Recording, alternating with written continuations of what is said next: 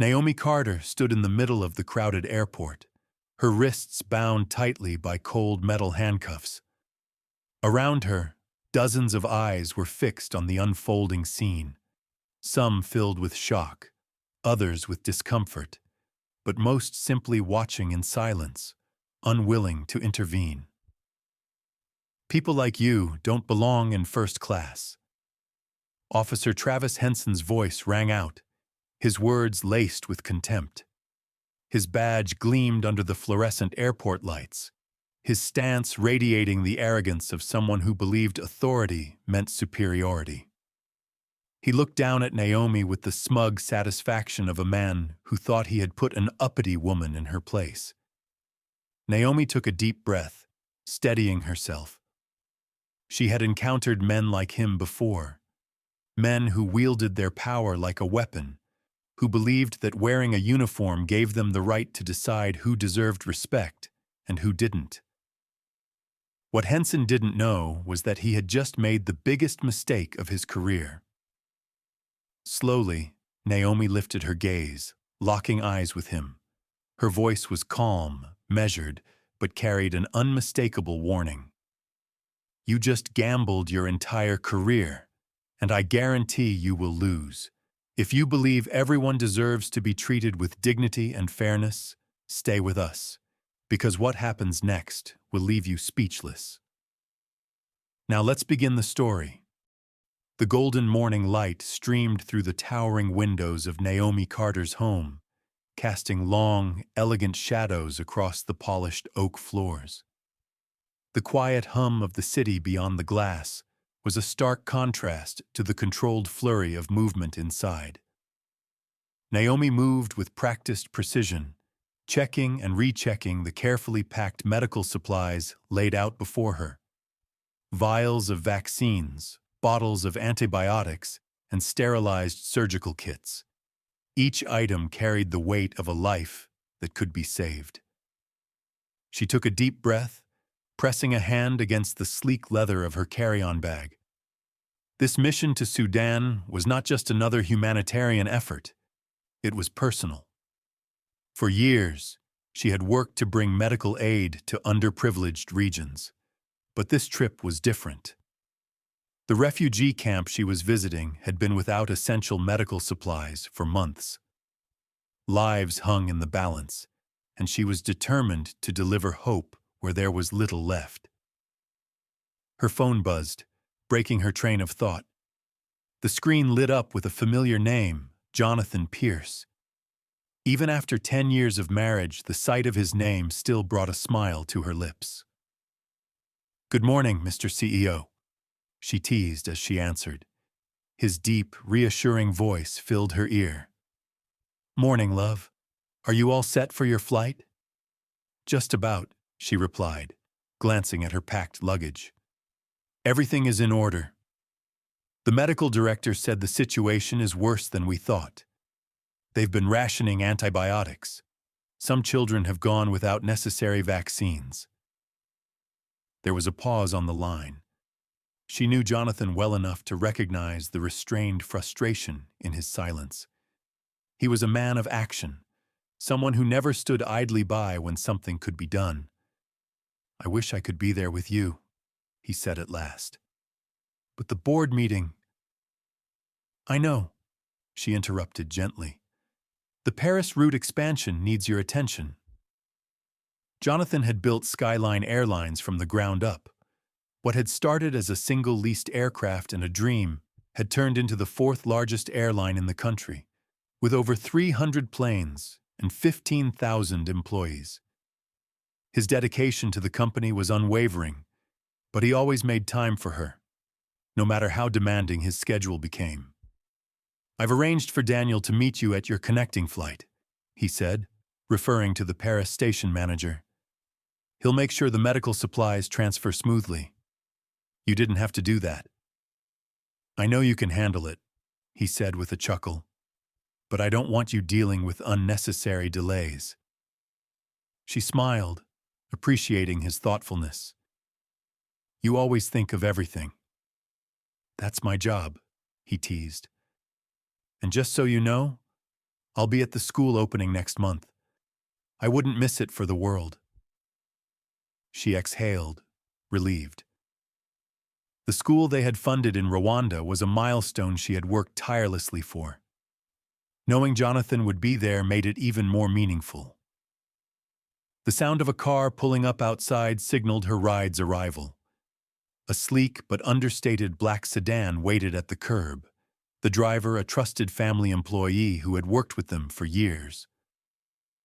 Naomi grabbed her passport, double-checked her vaccination records, and slung her bag over her shoulder.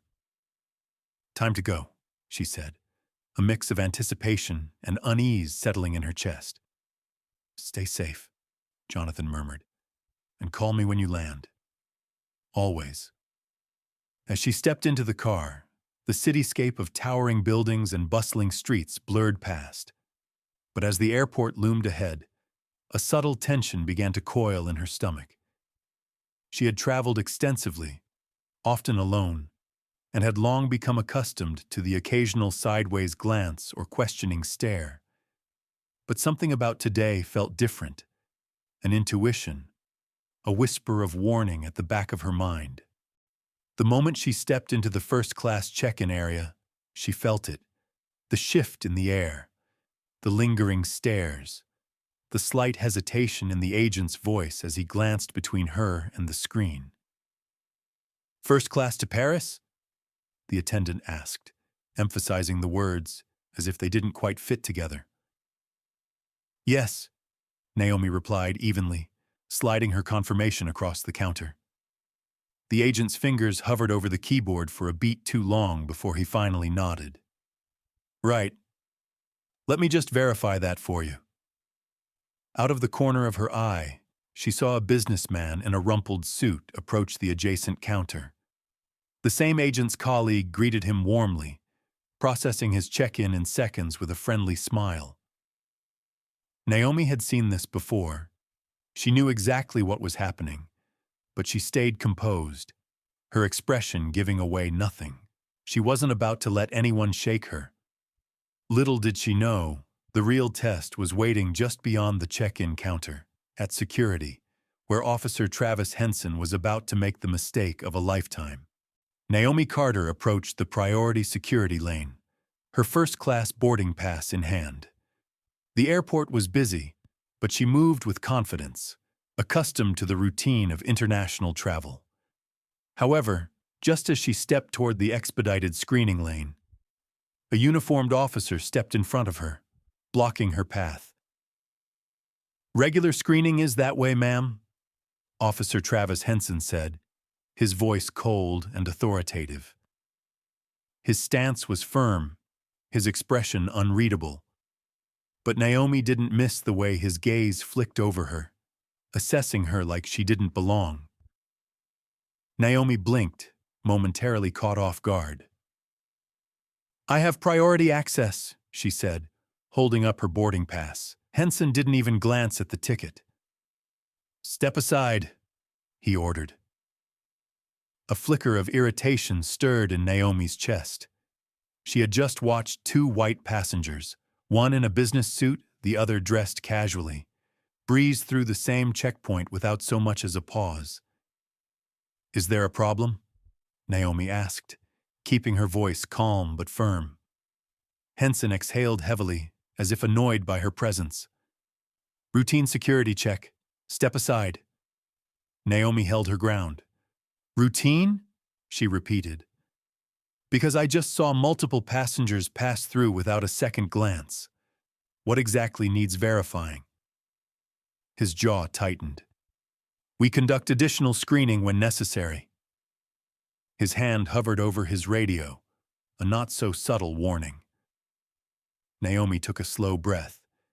She had encountered men like him before, officers who enjoyed their power a little too much, who mistook compliance for submission and expected people like her to stay silent. But she had never been one to back down. "I'd like to speak to your supervisor," she said evenly. A few seconds later, another voice entered the conversation. "What seems to be the issue?" Karen Matthews, the terminal's operations supervisor, approached. She was a middle-aged woman with a tight professional smile, though Naomi noticed the way her gaze lingered just a second too long before shifting to Henson. "Nothing at all," Henson answered smoothly. "Just conducting additional verification." Naomi met Matthews's gaze, waiting. The supervisor barely glanced at the boarding pass before nodding in agreement with Henson. "It's standard procedure," Matthews said. "Standard procedure." Naomi had heard those words before. Words used to justify unnecessary scrutiny, to excuse mistreatment disguised as protocol. She could feel the weight of the moment pressing against her. Other travelers watching, but saying nothing. Some curious, others sympathetic, most unwilling to get involved. She had a choice. She could comply, let them waste her time, make her feel like she needed to prove she belonged here, or she could push back. And Naomi Carter had never been one to stay silent. "So you're telling me," she said, keeping her voice steady, "that additional screening is only required for me, while everyone else with the same boarding pass walks through without an issue?" Matthews hesitated for a split second before recovering. "Ma'am, we ask that you comply with security protocols. We wouldn't want to cause unnecessary delays." A warning, a reminder that pushing too hard would come with consequences. Naomi let the words settle, let the moment stretch just long enough to make Matthews and Henson uncomfortable. Then, with deliberate slowness, she exhaled and stepped aside, her spine straight, her eyes unwavering. They thought they had won. They thought she would let it go. They had no idea who they were dealing with. Naomi stood her ground, her breathing steady despite the rising tension around her. Henson had forced her to step aside, standing as an immovable wall between her and the priority security lane she had every right to use. She refused to let frustration show, though she could feel the sharp sting of injustice burning beneath her composed exterior. Passengers flowed through the checkpoint, most too busy or too indifferent to notice the silent standoff. Some cast her wary glances, others avoided eye contact altogether. But then, something caught Naomi's attention. Out of the corner of her eye, she noticed a man approaching, middle-aged, well-dressed, exuding the effortless confidence of wealth. His suit was impeccable, his leather briefcase pristine. He didn't look around nervously, didn't shuffle his feet in uncertainty. He walked with purpose, straight toward Henson. Naomi watched closely as the businessman casually slipped his hand into his jacket pocket. In a swift, practiced motion, he pulled out a small, folded envelope and pressed it into Henson's palm. The movement was so smooth, so well rehearsed, that anyone not paying attention would have missed it. Henson, without hesitation, curled his fingers around the envelope and tucked it into the inside pocket of his uniform. His expression didn't change. His stance remained firm, but Naomi saw it. The faintest flicker of acknowledgement between the two men. An understanding, a transaction. Without a single question asked, Henson nodded and gestured for the businessman to proceed. No ID check, no bag inspection, no unnecessary scrutiny. Naomi's stomach clenched. This wasn't just discrimination. This was corruption. Her pulse quickened as realization crashed into her. Henson wasn't just exercising biased authority. He was selling access, allowing those with money to bypass the system while selectively targeting people like her for humiliation. And she wasn't the only one who had seen it. A few feet away, Ethan Lee, a young customer service agent for the airport, stood near the check-in counters. His expression had shifted from one of casual observation to something sharper, more alert. His fingers twitched near his phone, and Naomi could see it. The camera was rolling. Naomi's next move was instinctual. She wasn't going to let this slide. She turned sharply, her voice ringing through the terminal. "Why am I being held back while that man just handed you an envelope and walked through unchecked?"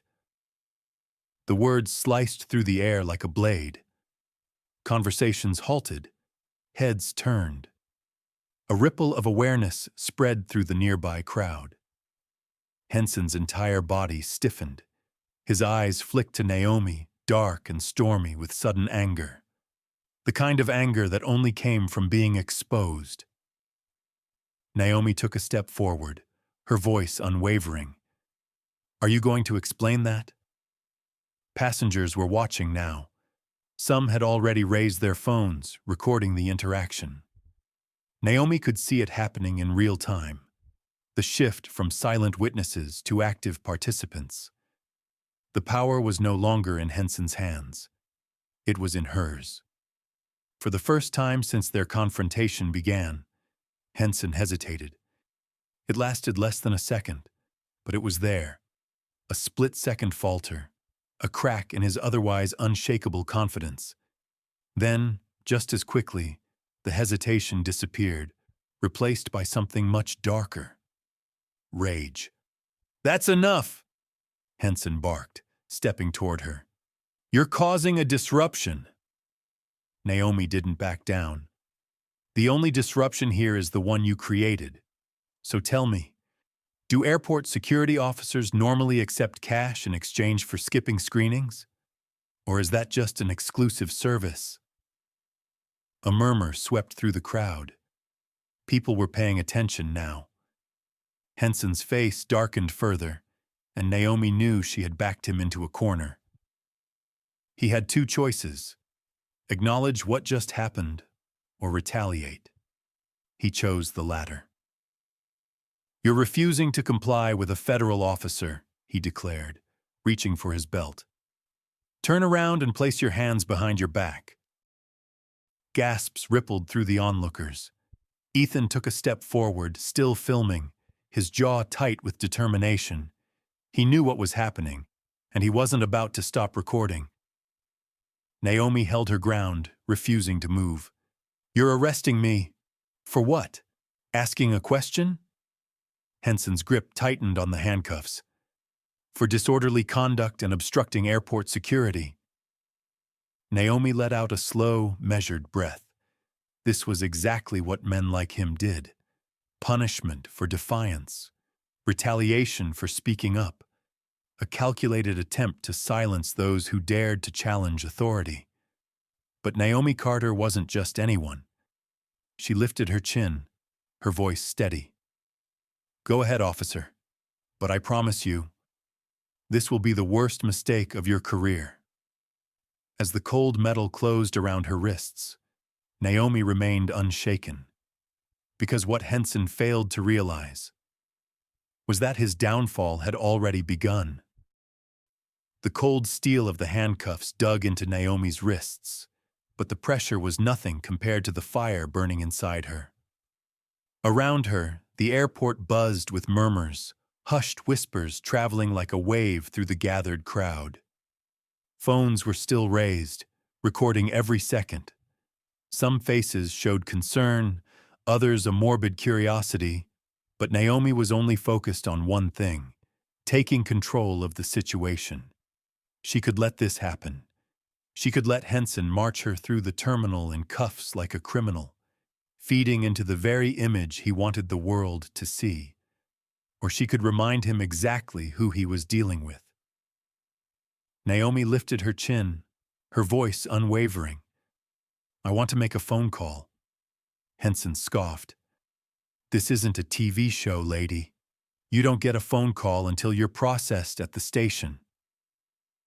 A sharp breath escaped Naomi's lips, controlled but deliberate. "I haven't been charged with anything. I'm still a citizen with my rights intact." She turned her gaze toward the growing number of onlookers. "Unless, of course, you'd like to add violating constitutional rights to your list of mistakes today." Henson's smirk faltered for a fraction of a second. He scanned the watching faces, some already typing away on their phones, likely posting the situation in real time. Then, with an exaggerated sigh, he pulled Naomi's phone from her bag and held it out. "Fine," he drawled, clearly amused. "Go ahead. Call your lawyer, call your husband, call whoever you want. It won't change anything." Naomi didn't hesitate. She gripped the phone, her fingers steady as she dialed the number she knew by heart. It rang once, twice. Then, a familiar deep voice answered. "Naomi?" She didn't waste time with pleasantries. Her tone was clipped, precise. "Jonathan, you need to get to the airport, now." A pause, then sharper. "What happened?" "I've been arrested on fabricated charges." She let the words land, but before Jonathan could respond, she delivered the real blow. "And there's a bribery operation happening at security. I saw it. It's on camera." Silence. A heavy, charged silence. Naomi could almost hear the shift in Jonathan's breathing, the sharp intake of air as the weight of her words settled over him. When he finally spoke, his voice was different, colder, edged with steel. "Which terminal?" "International departures. Checkpoint C." "I'm on my way." The line went dead. Naomi lowered the phone, her expression unreadable as she handed it back to Henson. He watched her closely, waiting for some sign of distress, some indication that she had just called for a lifeline she wasn't going to get. Instead, she gave him the smallest, most knowing smile. Henson let out a short laugh, shaking his head. "That's cute. What? You think your husband's going to come here and fix this? He a lawyer or something?" Naomi tilted her head slightly, holding his gaze. "Something like that." Henson rolled his eyes. "Lady, I don't care who you called. You're in my custody now, and you're not going anywhere." What he didn't know, what he couldn't possibly know, was that in exactly 20 minutes, the entire airport would be turned upside down. Because Jonathan Pierce wasn't just a concerned husband. He was the most powerful man in that terminal. And Officer Travis Henson had just made the worst mistake of his life. The atmosphere inside the terminal had shifted. A hum of anticipation rippled through the crowd as word spread. Something big was about to happen. The murmurs of onlookers grew louder, and phones were still recording. Some were live streaming. The air was thick with curiosity and tension. Then, the doors to the terminal swung open. Jonathan Pierce strode in, flanked by a team of 3 high-powered attorneys and 2 senior executives from Skyline Airlines. He wasn't a man who needed to announce his presence. His very demeanor commanded attention. Dressed in a tailored dark suit, his expression was unreadable, but his sharp, unwavering gaze cut through the room like a blade. Officer Travis Henson's smug confidence faltered the second he locked eyes with Jonathan. There was something in that look, something cold, something lethal. And for the first time, Henson felt something he hadn't expected. Fear. Jonathan's arrival had sent ripples through the airport staff as well. Airport Director Robert Chen rushed toward him, his face tight with barely concealed panic. Following close behind was the Chief of Airport Security, his expression equally grim. Henson barely had time to register what was happening before another voice rang out. "Officer Henson." The authoritative tone belonged to Lieutenant Greg Marshall, head of the Airport Police Division. He had just entered the scene, his uniform crisp, his demeanor unreadable. The walkie-talkie at his hip crackled with commands from higher-ups. "You are ordered to immediately release Mrs. Carter and stand down." Henson stiffened. "Lieutenant, with all due respect." "This is not a request. Marshall cut him off. "This comes from federal authorities. Uncuff her, now." Henson's jaw clenched. The weight of the moment pressed down on him, but his pride wouldn't let him admit defeat so easily. Still, the presence of Jonathan Pierce, along with the sudden appearance of nearly every high-ranking official in the airport, made it clear he had lost control of the situation. With visible reluctance, Henson reached for his keys and unlocked the handcuffs. The metal clicked open, and Naomi rubbed her wrists, keeping her expression neutral. But her eyes burned with something fierce. Jonathan stepped forward, his tone measured, deadly calm. "My wife was humiliated, falsely accused, and detained. I assume there's an explanation." Henson swallowed hard, but remained silent. Jonathan's gaze flickered to Karen Matthews, the operations supervisor who had earlier defended Henson. She took a step back, suddenly finding it very difficult to maintain eye contact. "Miss Matthews," Jonathan continued, his voice razor-sharp, "I believe you were present during this entire incident. Are you prepared to justify this behavior?" Matthews opened her mouth, hesitated, then shut it. There was no way out of this. She had hitched her career to the wrong man, and now the walls were closing in. Jonathan let the silence stretch, then turned back to Henson. His next words were deceptively soft. "Tell me something, Officer Henson. Is first class reserved for a certain kind of person?" Henson bristled. "That's not what—" "Then what?" Jonathan cut in smoothly. "Because from what I've gathered, multiple white passengers were allowed through without scrutiny. But when it came to my wife, there were extra verification steps." Henson's face burned. He had no answer. Jonathan's expression darkened further.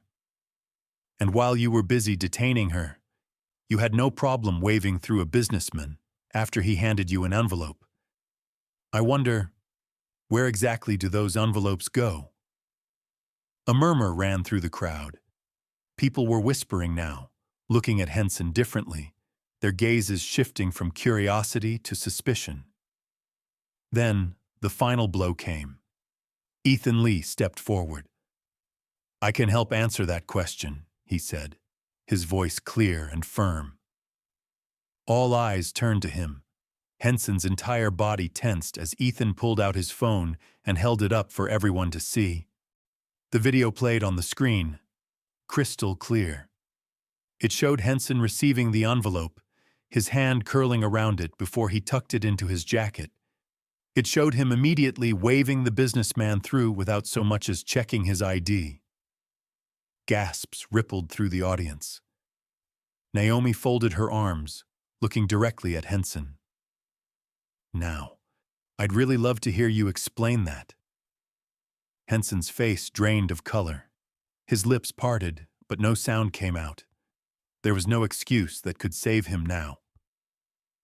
Lieutenant Marshall stepped forward, his tone all business. "Officer Travis Henson, you are hereby placed on immediate suspension pending a full investigation into allegations of misconduct, discrimination, and bribery." Henson snapped out of his frozen state. "Wait, suspension! You can't be serious!" Marshall didn't flinch. "You'll have a chance to explain yourself in the internal hearing. Until then, hand over your badge and firearm." The order landed like a hammer. Henson stood rigid, his pride battling reality, but he had no choice. Slowly, he unhooked his badge and gun, placing them in Marshall's outstretched hand. Jonathan turned to Director Robert Chen. "I trust that Skyline Airlines will be fully cooperating with this investigation." Chen, who had been watching the entire scene with growing horror, nodded quickly. "Absolutely, Mr. Pierce. Consider this our top priority." Jonathan held his gaze for a beat longer, then gave a small nod. "Good. Because if this is how passengers are treated at an airport where my company operates, then we have a serious problem. The weight of that statement hung in the air. Skyline Airlines was the largest carrier at this airport, accounting for nearly 40% of its flights. If Jonathan decided to take his business elsewhere, it would be catastrophic. Chen paled. "We'll address this immediately." Jonathan turned back to Naomi, his expression softening for the first time. "Are you all right?" Naomi exhaled slowly, nodding. "I am now." With that, Jonathan placed a protective hand on her back and led her past Henson, past Matthews, past the stunned airport staff, and toward the exit of the security area. The tables had turned, and Officer Travis Henson had just learned what happened when you tried to put the wrong woman in her place. The fallout was immediate. Within hours of Naomi's unlawful detention and the revelation of Officer Travis Henson's corruption, the airport was in full crisis mode. News of the incident had spread like wildfire. Footage of Naomi's wrongful arrest, the bribery, and Jonathan Pierce's powerful intervention had gone viral. Social media erupted with outrage, demanding accountability, while major news outlets picked up the story. The headlines were damning. Airport security scandal. Officer caught taking bribes while detaining black female executive. Skyline Airlines CEO exposes racial discrimination and corruption in airport security. Justice for Naomi Carter. How one woman's defiance sparked nationwide reform. Henson's downfall. By the following morning, Travis Henson was no longer a police officer. The airport's internal review had been swift, but it was only the beginning. Under mounting pressure from both the public and Skyline Airlines, the FBI launched a formal investigation into security personnel accepting bribes in exchange for bypassing screening procedures. Henson's involvement was clear-cut, and his actions implicated other officers who had been complicit in the scheme. As footage from Ethan Lee's phone and airport security cameras surfaced, the evidence was overwhelming. Multiple instances of bribe-taking, discriminatory profiling, and abuse of power had been meticulously recorded, leaving no room for defense. Henson was officially terminated and arrested on federal corruption charges. The very power he had abused for years was now stripped from him, his once arrogant demeanor replaced by the grim realization that he had destroyed his own career. His punishment would not just be professional, it would be criminal. Karen Matthews, the operations supervisor who had tried to sweep everything under the rug, wasn't far behind. Skyline Airlines and the airport authority conducted an emergency review of her handling of the situation. It didn't take long for them to uncover a pattern of negligence, where she had repeatedly overlooked complaints of bias and misconduct. The final nail in her coffin was an email leak, one that showed she had received multiple internal reports about Henson's questionable practices, but had ignored them. Her attempt to cover for him had sealed her fate. By the end of the day, she was removed from her position and escorted from the premises. If there was one bright spot in the chaos, it was Ethan Lee. The young customer service agent who had bravely recorded Henson's bribery and stood up for Naomi was hailed as a hero. His footage had been crucial in exposing the corruption, and his courage did not go unnoticed. Jonathan Pierce personally met with Ethan and offered him a promotion within Skyline Airlines' corporate team. In addition, the company awarded him a scholarship to complete his business degree, ensuring that his bravery didn't just earn him praise, but a real opportunity for advancement. Ethan, stunned but grateful, accepted the offer. He had simply done what was right, but now that choice was changing his future for the better. But Jonathan Pierce wasn't done. As CEO of Skyline Airlines, he wielded tremendous influence over airport operations and he intended to use it. In an emergency board meeting with the airport authority, he laid out his demands for sweeping security reforms, not just for this airport, but for every airport where Skyline Airlines operated. And given that Skyline accounted for 40% of this airport's passenger traffic, they had no choice but to listen. Jonathan's requirements were non-negotiable. Mandatory body cameras for all airport security personnel to ensure accountability and prevent abuse. Comprehensive anti-bias training for all staff, conducted by independent organizations rather than internal departments that might overlook systemic issues.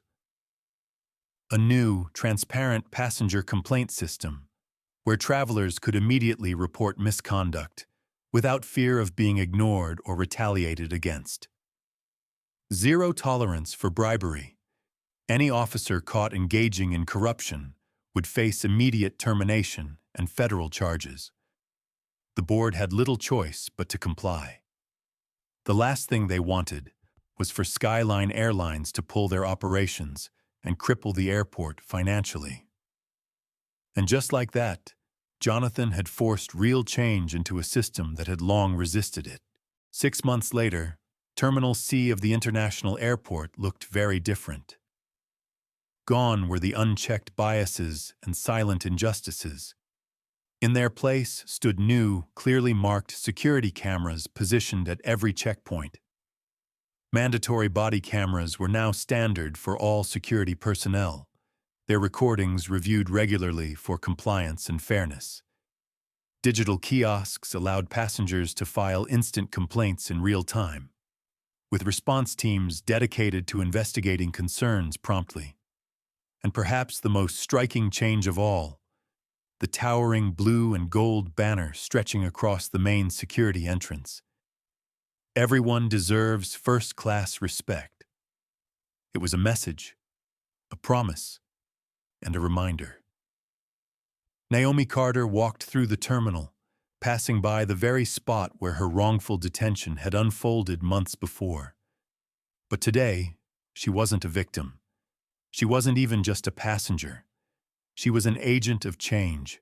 Since that day, Naomi had expanded her humanitarian work beyond medical aid. She now worked alongside civil rights organizations, airlines, and legal advocacy groups to fight against discrimination in air travel. She had spoken at national conferences, testified before regulatory boards, and pushed for stronger passenger protection laws. Because she knew her experience wasn't unique, but her response had to be.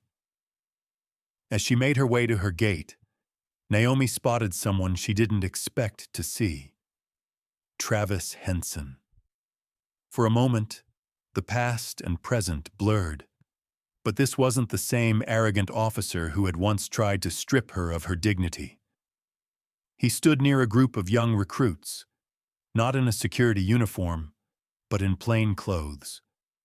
A laminated badge identified him as part of the Community Relations and Reform Division, a new program focused on rebuilding trust between airport security and travelers. He was demonstrating de-escalation techniques, his tone patient, his demeanor humbled. Then, as if sensing her presence, he turned. Their eyes met. For the first time, Henson was the one who looked uncertain. Naomi could have walked past him. She owed him nothing, but she didn't. Instead, she stopped. Henson hesitated before approaching her, clearing his throat. "Miss Carter." "Mr. Henson?" she greeted evenly, keeping her posture relaxed but unreadable. He let out a slow breath. I never got a chance to properly apologize." His voice carried none of the arrogance it once had. "I was wrong. About everything.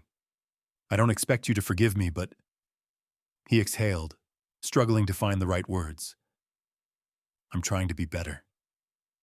Naomi studied him for a long moment. The old her might have dismissed him outright. But the woman she had become, the one who had fought for change, not just revenge, understood the value of growth. "Then keep trying," she said simply. Henson nodded, seeming relieved. I will. She left him with that, walking past the checkpoint without hesitation, without being stopped, questioned, or doubted. At her gate, she spotted another familiar face, Ethan Lee. He was dressed sharper than before, his Skyline Airlines ID now listing him as an assistant operations manager. The promotion had come with a scholarship for his business degree, thanks to Jonathan Pierce's sponsorship. Miss Carter, he greeted with a grin. Your usual seat is ready. She chuckled. Good to see you, Ethan. How's the new position? Busy, but great. And I just started my first semester at university, he added, beaming with pride.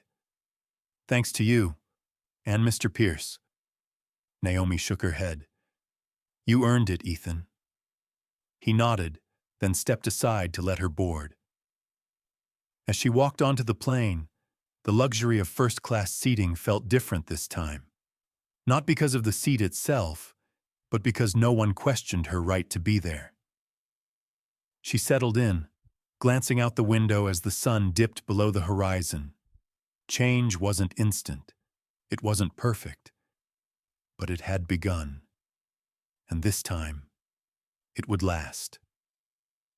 As the engines roared to life, Naomi Carter closed her eyes and smiled. Because now, the world knew exactly where she belonged. Naomi Carter's journey was never just about a single flight. It was about challenging the systems that decide who belongs and who doesn't. She stood her ground, not just for herself, but for everyone who had ever been silenced, overlooked, or told they were in the wrong place. Her story is proof that one voice can spark change, that one act of courage can reshape an entire system. Justice isn't given, it's demanded. And when enough people stand together, real transformation happens. If Naomi's fight for fairness and dignity inspired you, imagine what we can accomplish together. Subscribe to the channel, because these stories aren't just fiction. They reflect the battles happening every day. And in those battles, your voice matters. Because in the end, everyone deserves first-class respect.